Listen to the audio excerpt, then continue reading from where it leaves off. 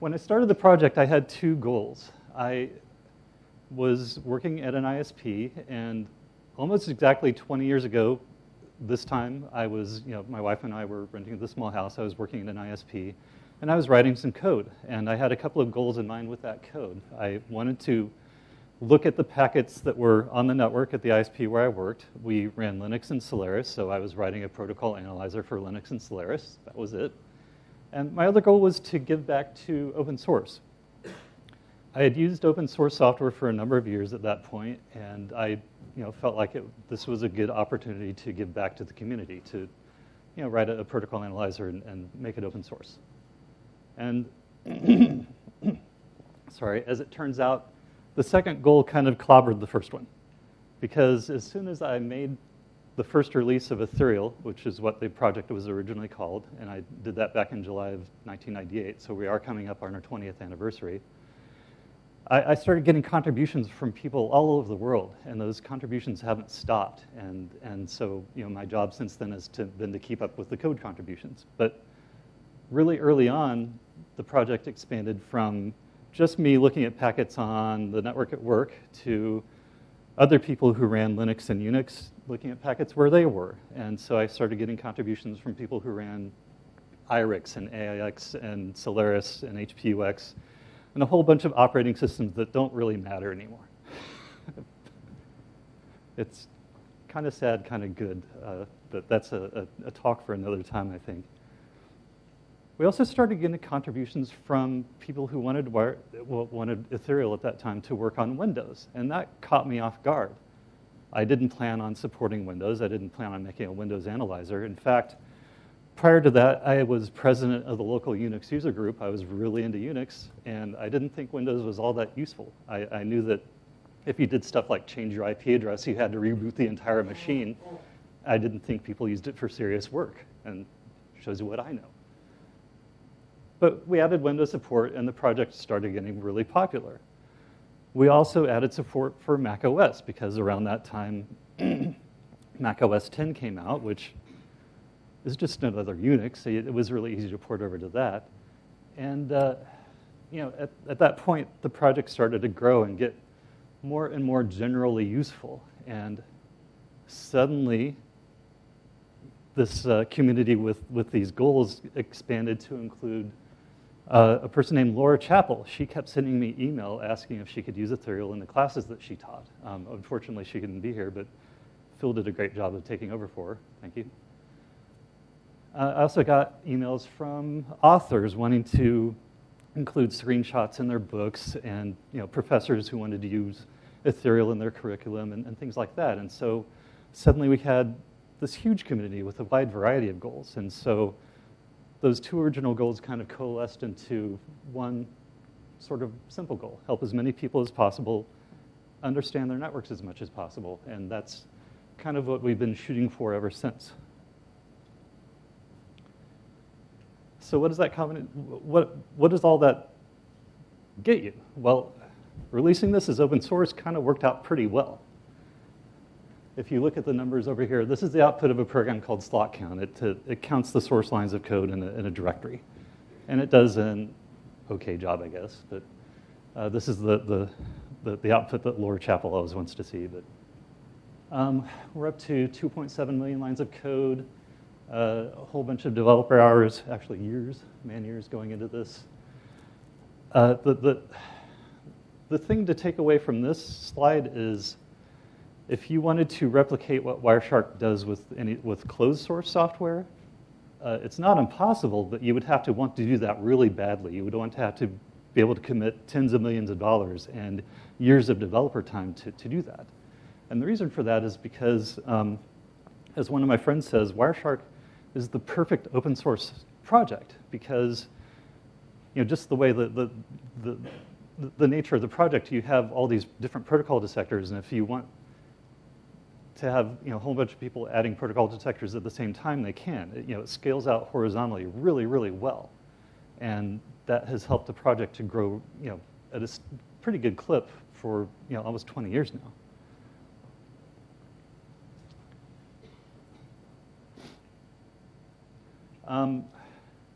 I think now is a good time to hand the microphone over to the guys who made that last slide possible. Anyway, these are Wireshark's core developers.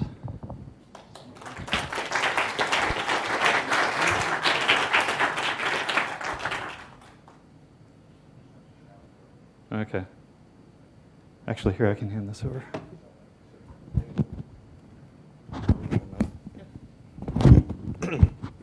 Good morning. My name is Sokka Block. I'm from the Netherlands, and I started using Wireshark in 1999, which is, well, pretty much a year after you started working on it. And I was working at a reseller at the time and solving a lot of bugs in devices. So I need to analyze that, and I missed some features, and since it was open source, I thought, well, maybe not ask for the feature, but try to make it myself, and that got me started. And yeah, a few years later, there was SharkFest, and things got rolling really fast. I've got my own company now doing network analysis, so that's also, I think, part of why part of my journey with Wireshark. And for the past few years, I haven't been developing that much, so I'd like to do, but I've been saying that for a couple of years too. What? Yes? Can you tell us what your specialty is, Mr. Block? My specialty is network analysis, but I know. The things I worked on are mainly GUI stuff, adding extra features like the TCP timestamps or copy-as filter, or a lot of copy functions, temporary coloring or conversation coloring as it is called now, stuff like that, and some detector work as well. But so when you started contributing, did you have a specific goal in mind? Something you? Yeah, to make sure that I could analyze what I needed to analyze. And so I profited from everybody else's contributions, and I made my own because I needed the functionality, and other people profit from that. And it's nice to see that people are teaching the things that we're making, so that's good. Yeah. Hi everyone, I'm Peter. I'm like Sokka, I'm also from the Netherlands. I work with Wireshark, started like I think 2011, when I had some issue with the TLS dissector, which couldn't decrypt all my traffic. So my interest was like reverse engineering some protocol, and since the traffic was encrypted, I would like to decrypt it. And that's how I got started with Wireshark. It didn't really decrypt, but well, as I knew it should work. It didn't work. I just started investigating, and then well, managed to fix it up for my needs. And after that, I continued like improving Wireshark. I found like things that could be improved. And since as a user, I found some usability issues. I also started improving the GUI, and over time, I've also fixed like memory corruption issues. Also assorted bugs that people report. A friend that poked me like, "Hey, is this working?" A few moments later, yes, now it's working. So yeah, that's the approach I like. Whenever there's an issue, don't complain. Try to learn about it and try to solve it. So yeah, recently I started working on, I implemented TLS 1.3 and quick decryption into Wireshark. And I would expect that over time I'll probably work on implementing decryption for more protocols that are not yet visible, but later they will be visible.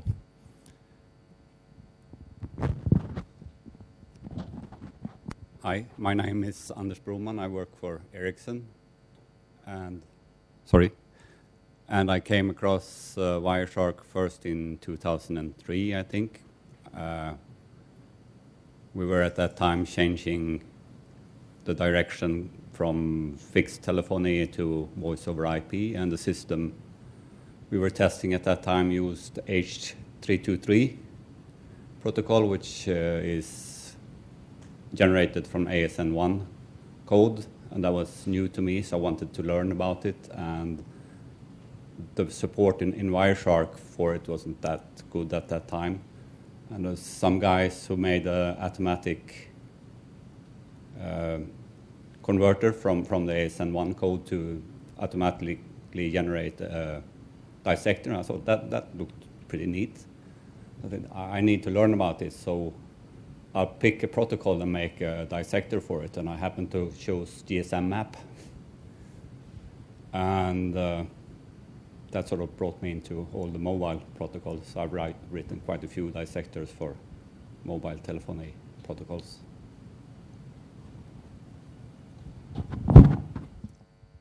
Good morning, everyone.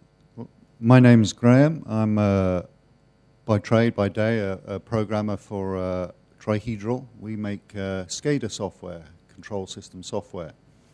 And that was my introduction to E3 back in 1999. Telemetry protocols, which had traditionally been serial or over radio, were moving over to IP, and so we had the ability to capture them. And so I started working on dissectors for telemetry protocols, Modbus and DMP3.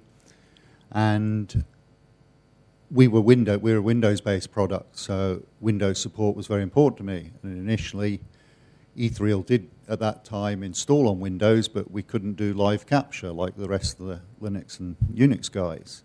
So I worked on implementing that on Windows because we don't have fork on Windows, so we had to implement another mechanism to do it, which has long been superseded. So that was my introduction into developing in Wireshark.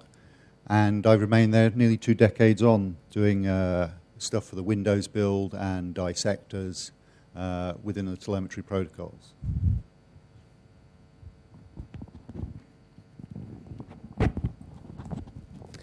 Hi, my name is Rowand.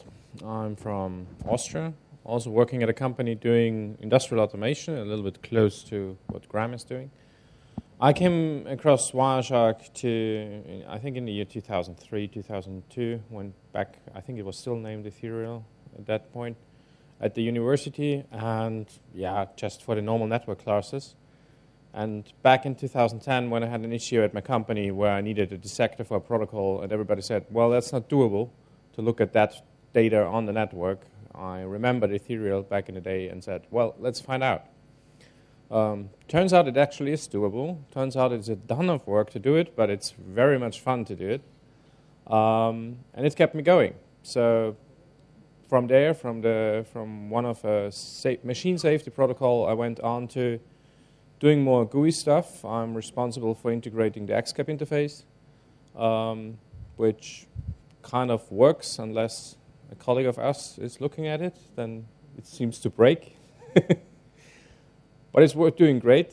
And also I'm responsible a little bit for the Qt UI, doing stuff there, integrating new stuff, integrating new features, changing features. Yeah, that's mainly my area. And thinking about things we can add to the program to make it different for the next generation of Wireshark versions. Hi everybody, my name is Martin, I'm from Germany, and I got involved with Wireshark, I think it was in 2011. At the time I was working for a large Japanese company called Panasonic on digital television. And unlike the networking people, we didn't really have a good way to look at data. We were introducing a pay TV system in Europe where we wanted to see what's going on between a pay TV smart card and the TV set. Some people built me a hardware that could extract data, but there was no nice way of displaying or filtering things. So I was wondering if we could benefit from all that the networking guys had done with Wireshark, and I started to find a way to integrate those data into Wireshark and be able to look at it. So something that has never been the idea of Wireshark in the first place. And I came across a lot of points where I thought, well, that's so specific to what I want to do. It can't possibly be easy to really do that. And whenever I was at such a point, I saw the networking people had already taken care of that. It was easy to add like decryption of parts of data or reassembly or stuff. All that was already there. I just had to fill my data in. That was an amazing experience, really. And yeah, my initial goal was, like for many other people, to look at what I wanted to look at. And once I got introduced into the project, I stayed there and helped fixing bugs, and I look at random things whenever time permits.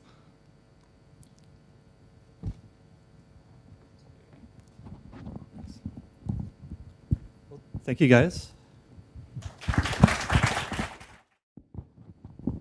Is that these guys come from a wide variety of backgrounds. I mean, Anders works in telephony, and Rowand and Graham work in industrial automation and SCADA, and Martin, you did digital video for a long time, and you've kind of focused on SSL decryption for a little bit, and it's the fact that we just have all these developers from different fields coming together and contributing to the project is something that I'm really happy about and proud of.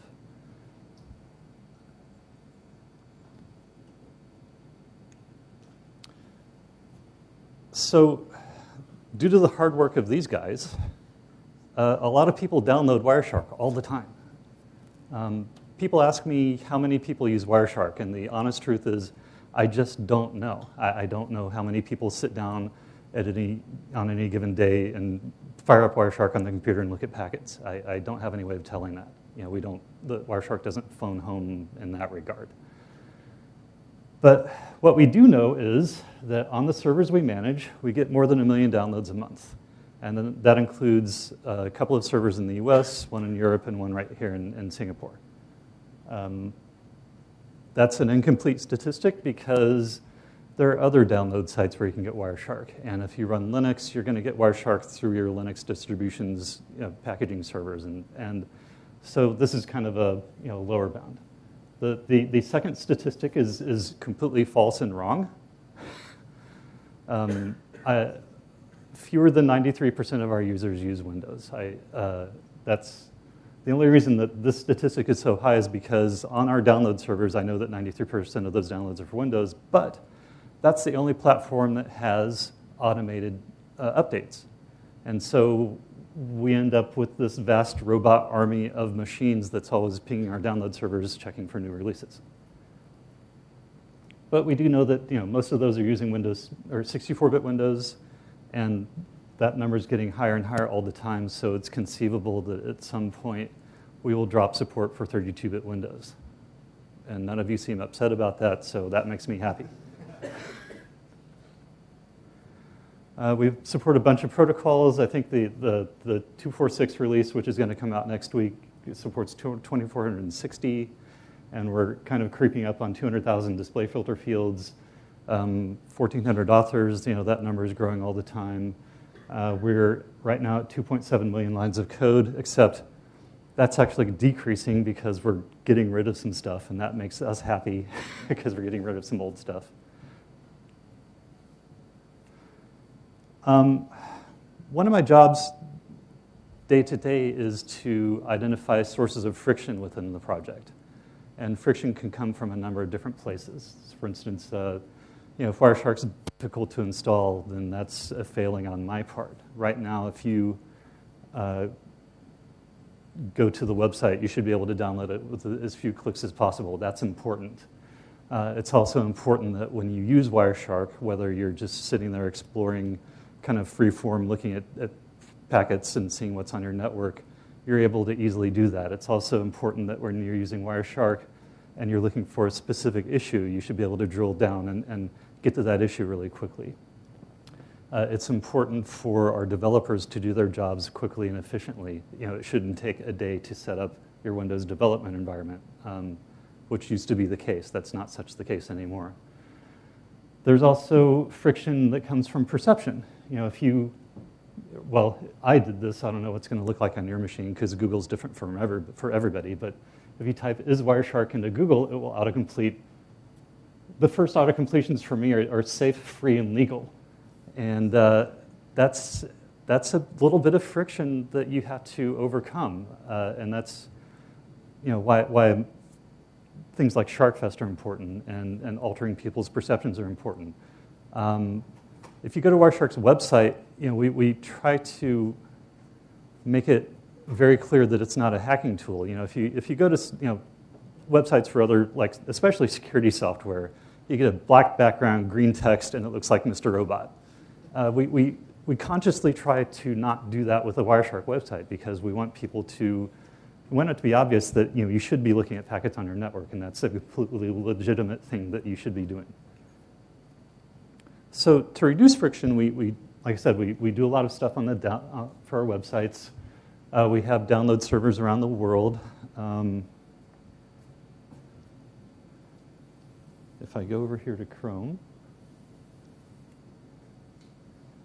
I see it on my screen. You guys don't see it on yours. There we go. There we go. If you go to the Wireshark website, you go from 1 click to 2 clicks to get an installer. And that's very important. That's something that I count the clicks that it takes to get from going to www.wireshark.org to having packets in front of your face. And I try to minimize the number of clicks that it takes to do that. And that's just one bit of friction that I try to minimize. There's also ask.wireshark.org, where if you have questions about Wireshark, you can you just type in a question and hit enter, and I won't guarantee that somebody's going to respond, but usually they do. It's it's a question and answer site, sort of like Stack Exchange, but we do have a pretty active community on there, and you can see some of the questions here. I pulled it up earlier, and there was a spam message that I had to delete really quickly and disable that user, but that stuff happens. But this is actually a popular site. I can't remember who it is, but there's at least 1 or 2 people that will answer questions on this site, and as you answer questions, you get this score that increases, and he uses it on his CV. He uses that as proof that he knows what he's talking about, that he gets good feedback on ask.wireshark.org. And that helps him in his consulting career.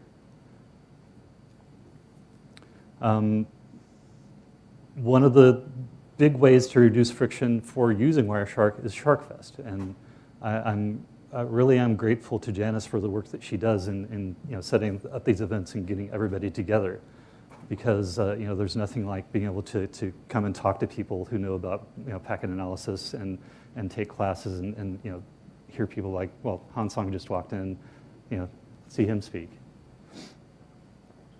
And there are other Riverbed events. The Riverbed marketing team puts on events occasionally that they're more sales oriented, but I try to be as educational as possible when I go to them. And there's also a bunch of stuff that I do on the developer end to reduce friction. I try to make it very easy for these guys to check in code, and when they do check in code, every time somebody checks in code in our source code repository, we have a fleet of build servers. It's a continuous integration system that goes and compiles the source and builds packages on macOS and Windows. And that's really helpful because if somebody reports a bug, if it's an easy, stupid bug to fix, we can very quickly check in a fix and say, okay, you're going to have an installer you can download in the next hour and a half. And that's a very powerful thing. Reducing that friction and increasing that development rate and that cycle rate is very useful and very important. One of the other things we do with the developer infrastructure is we do fuzz testing. Does anybody know what fuzz testing is? Fuzz testing is awesome. You take the input for a program and you corrupt that input and you feed it to the program and you try to make the program crash. And this is something that people have done to web browsers, and that's why web browsers occasionally are insecure, and then they get a lot more secure because people find bugs and word processors and things like that. And it's very easy to do with Wireshark. We can take a packet capture, introduce a whole bunch of errors, and try to make Wireshark crash. And we do that on our build servers 24 hours a day. And that helps to increase the reliability of the product.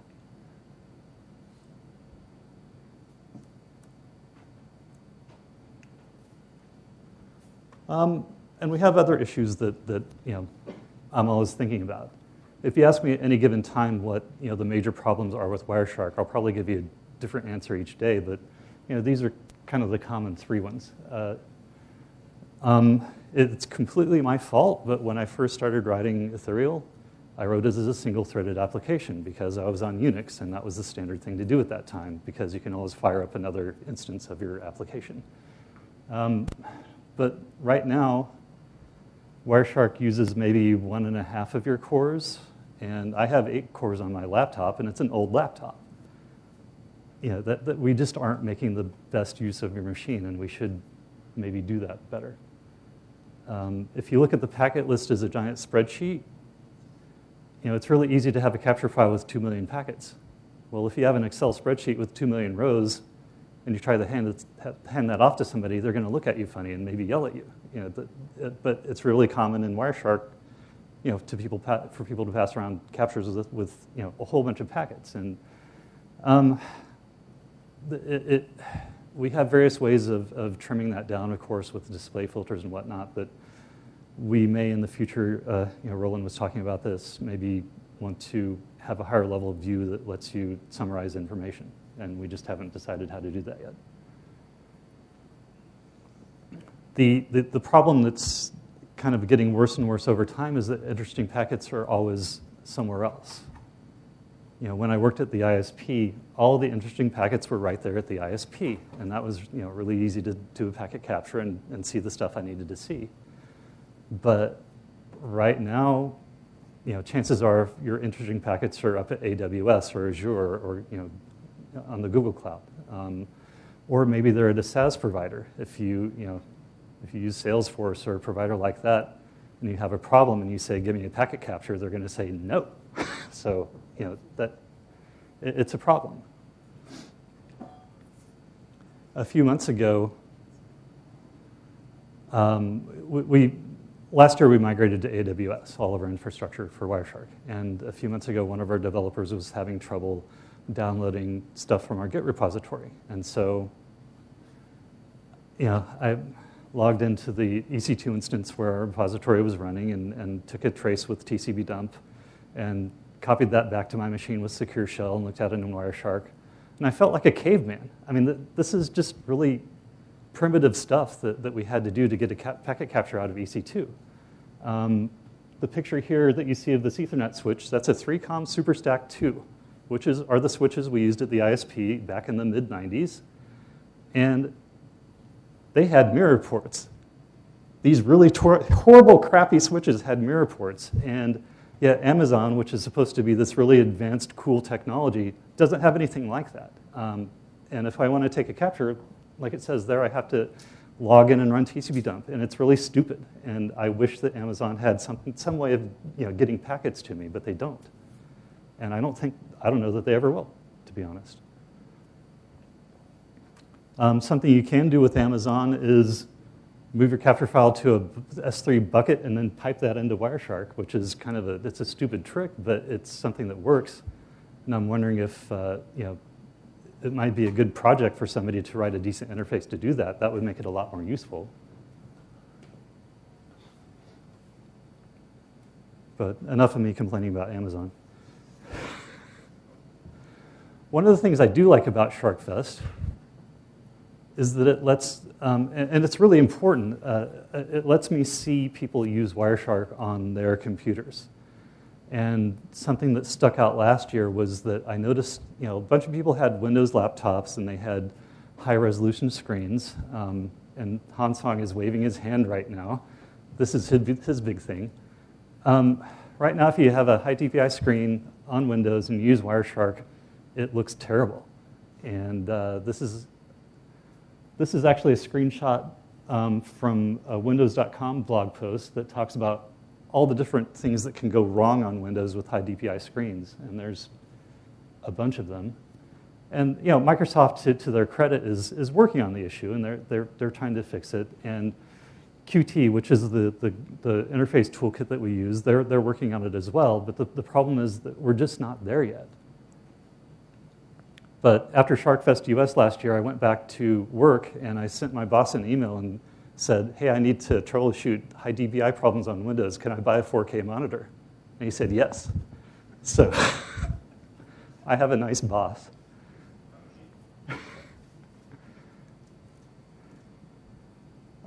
But this is what it looks like on that display. This is a recent build of Wireshark using a recent build of Qt. It's kind of hard to see what's going on, but I have the display scaled up to 125%, and I picked that on purpose because that's just a really odd really odd size to make it, and I was hoping that would reveal some bugs, and it did. But The text in the menus are they're a little bit more than 1.5 times too big, which is a problem we need to fix. The file dialog surprised me because it's actually scaled down to, I don't know, 75 or 80% instead of 100%.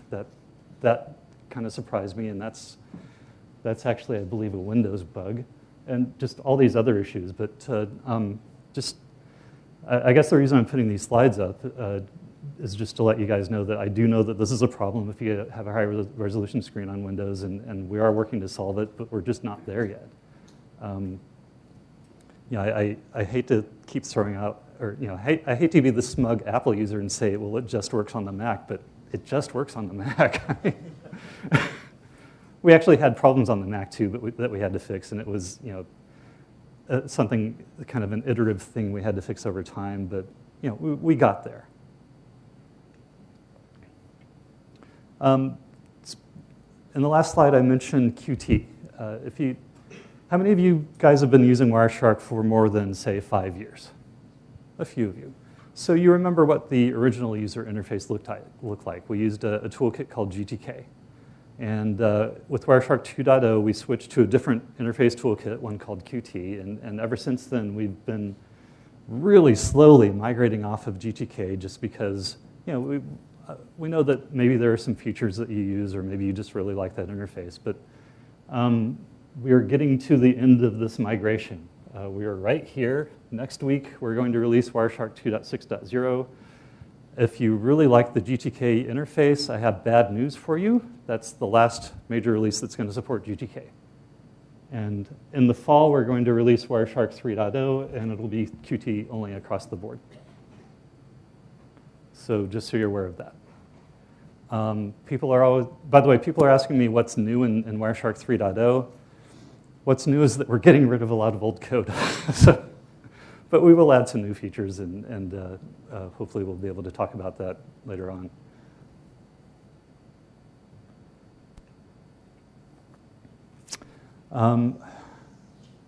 There are also some things that we kind of keep thinking about for the future directions for the project. And if you guys, I don't know, did you want to talk about NPCAP? Or? Yeah, I'll talk about. One of the first items there is NPCAP. For Windows users, we need a capture library, capture driver. And for many years, WinPCAP has provided that functionality for us. It's part of the Wireshark install. But WinPCAP as a project is pretty much dead, hasn't been changed for many years. And it uses an older Windows API mechanism, NDIS5, to access the drivers and access the packets. And then the Nmap folks needed more functionality. They also use WinPCAP. So they, through a Google Summer Code student and paying somebody, produced NPCAP, which is a more modern version of WinPCAP, works on NDIS6. Provides a lot more capabilities. One of them we don't use in Wireshark. It's Nmap likes to transmit packets and so on. But it provides on Windows loopback capture and access to the wireless interfaces as well, and PPP interfaces.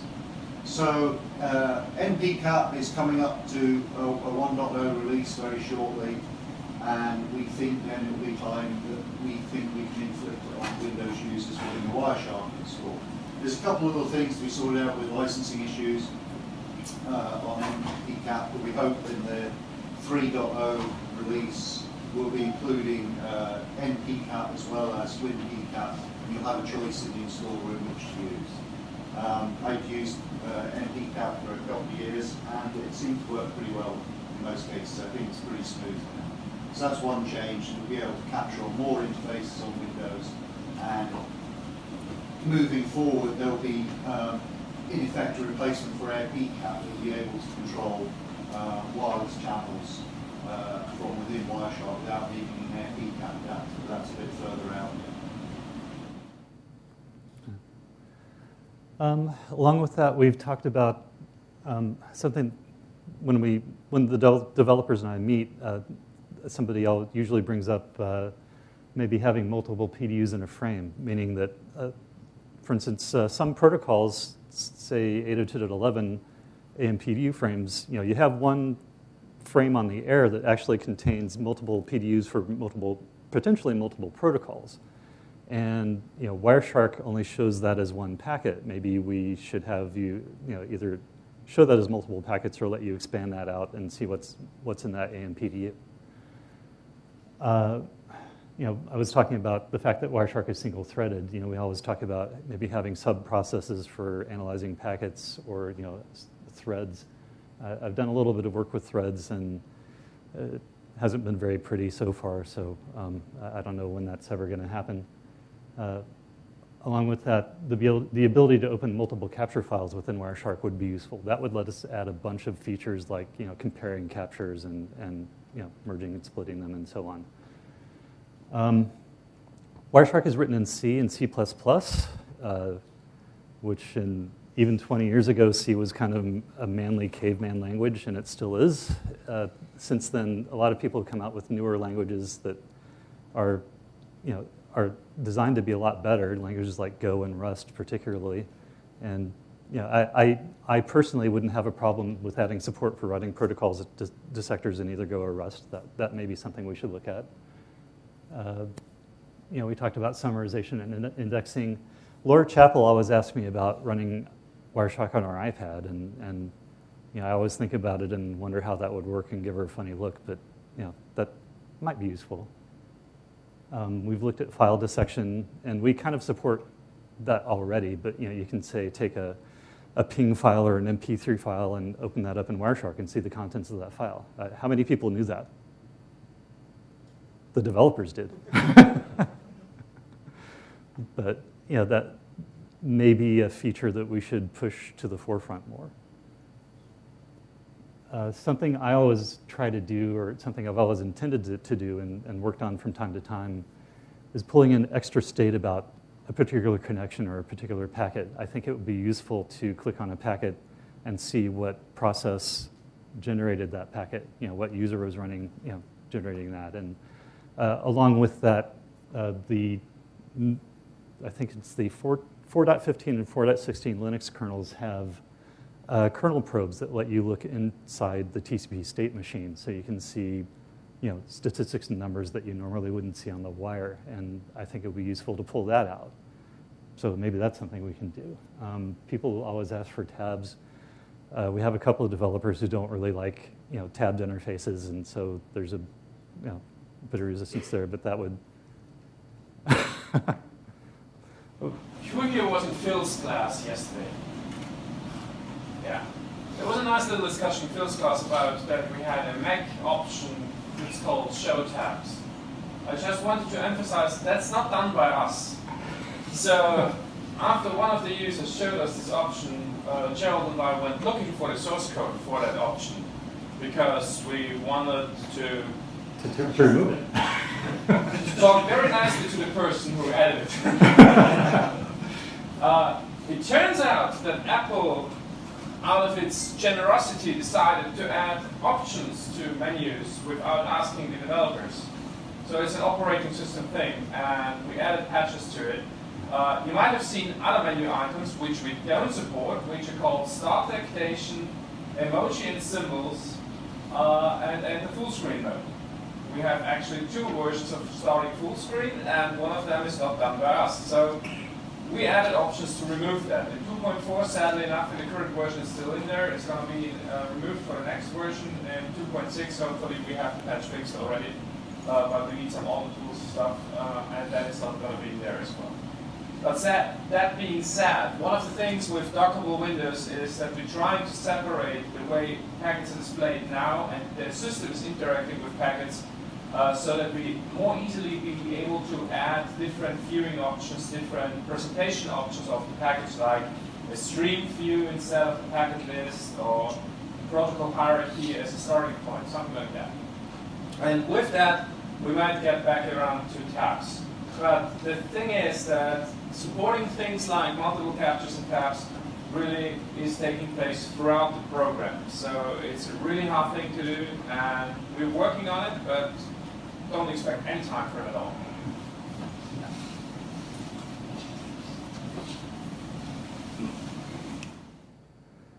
Kind of going into what Rowand was just talking about,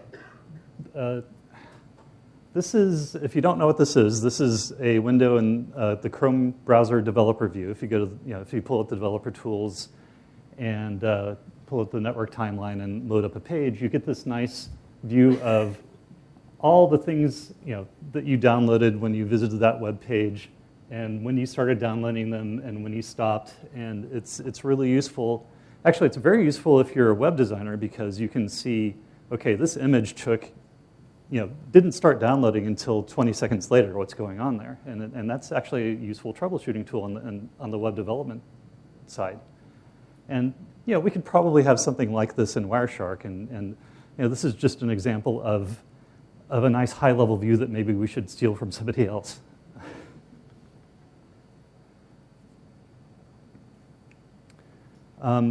I think those are all the slides I had.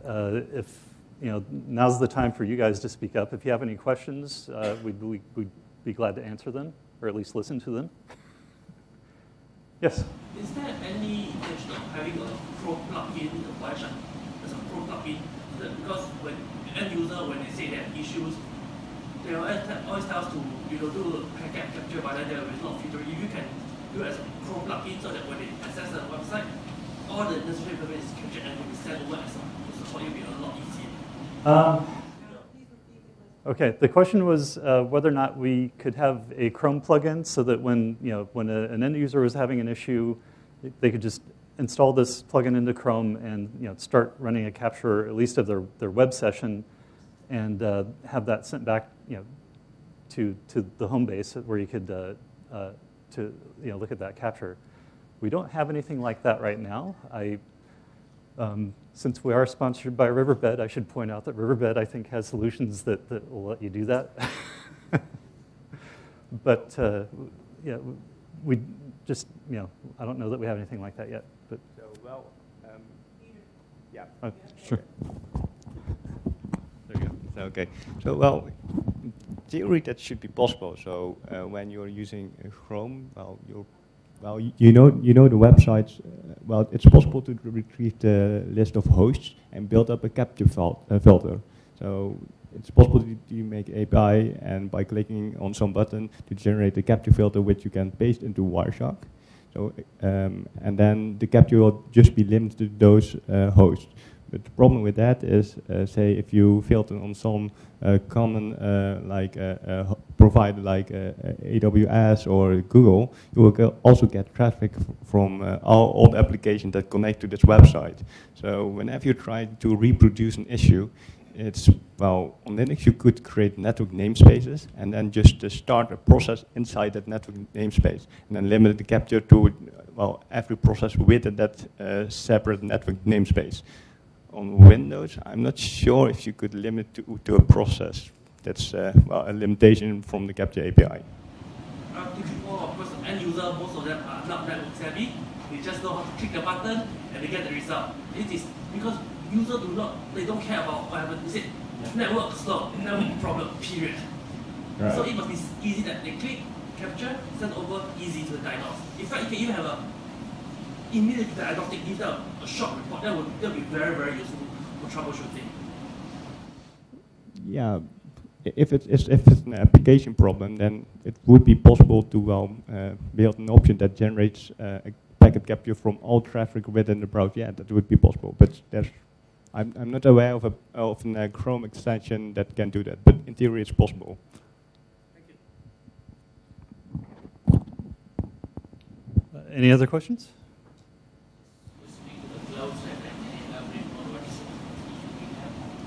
Specific to the cloud, capturing packets in the cloud, like AWS and Amazon. Any issues like probably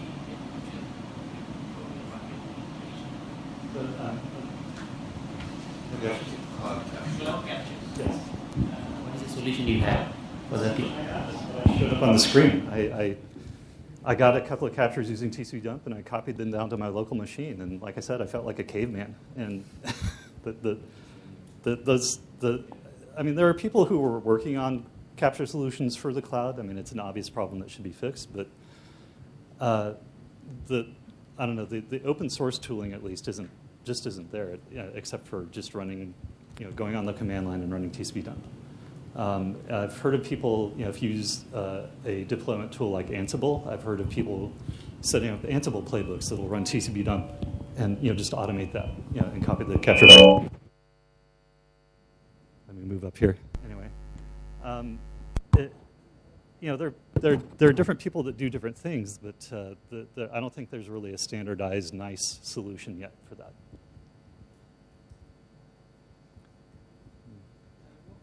Yeah. It's more of a question I should have asked Phil yesterday. Okay. About you're hosting the site on Amazon. Yes. With downloads, and all these bad actors want to install malware onto the package. What do you do to mitigate that? Have you had any issues where somebody has done something malicious on your website for the downloads? Not on our websites. What has happened before is, at least not to my knowledge, that I'm not going to exclude nation states, injecting stuff into Wireshark, say on the fly. I mean, that's something nation states do. But years ago, there's a popular download site. I won't give their name, but they hosted open source software, and that was a nice thing they did. But a not so nice thing they did was started taking our installer and wrapping their own installer around it that wanted to install, say, the Ask toolbar and things like that. And for that reason, I really do stress that when you download Wireshark, get it from wireshark.org. And when you download, we use our own infrastructure for all of our downloads. We don't shift that off to, say, Slashdot or SourceForge or download.com or anything like that. And it's something that, on my end, as a system administrator, that I make a really big effort to make sure that when you go to the website and click download, those are you only hit our servers, during that entire process. We also sign our installer. So when you, on Windows, when you click on the installer, it comes up and it says this was signed by Wireshark Foundation, Inc. And that's important, that at least to me, that we be able to see that. I'm sorry. We have to wrap it up. I have some more things I have to tell you before we move on to the break, and then Hansang and Graham Blois's sessions and lecture. But Gerald, are we around? No?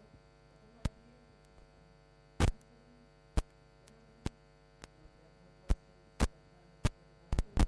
Go to the developer den and ask questions as you like. They're going to be in the VIP room here if they're not in the sessions with you. So please avail yourself of the time that you're here for the next 2 days and ask whatever you want to ask. All right, and well, go ahead. But I do have one last thing after you're done. Oh, really? Yes. All right. I'll give you time. Okay. Okay. So, do you want to say it now, or do you want before I get into the business bits? Yeah, I can say it now. Okay. I'll say it. Just this. This is all I wanted to do. No,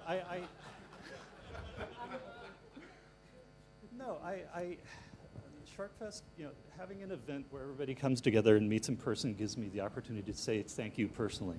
Wireshark is a great and wonderful thing. And it's a great and wonderful thing because of these guys and because of all of you, because of the Wireshark community and because of Janice. And it's a job that I love working on, and I hope I work on it for a long time to come. So thank you all.